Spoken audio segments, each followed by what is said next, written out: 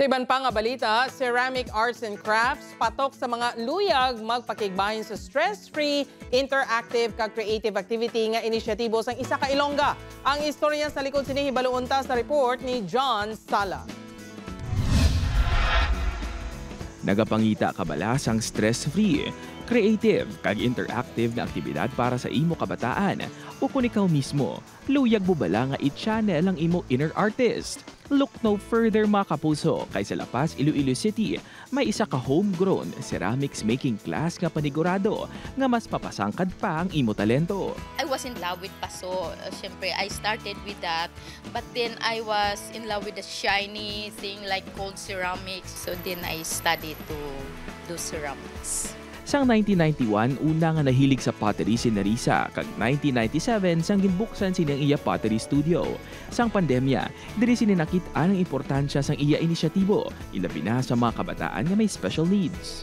To those who really need, we have some special kids and sometimes they need really an activity like this.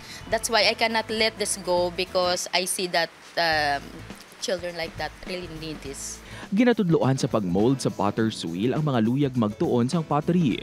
Pagkatapos, ginabake sa kiln o kun oven ang finished product. Pwede man inipintahan kag butangan sang disenyo. Ang magkahagugmag-ani sa de Alison kag John, ginpili nga diri iselebrar ang ila anniversary. So I've always wanted to try pottery, like back in Cebu pa or like even sa Manila. Feel the clay in my hands, it feels great.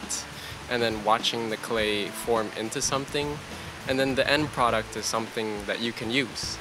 It's also something like our anniversary, so we can remember that day through a clay pot. Siling gani ni Nerissa, your imagination is your limit. Gani kung nagapangita ka sa aktibidad nga makarelease ang stress, base inita ang bagay sa imo. Upod kay Hans Desierto, John Sala. 1 Western Visayas.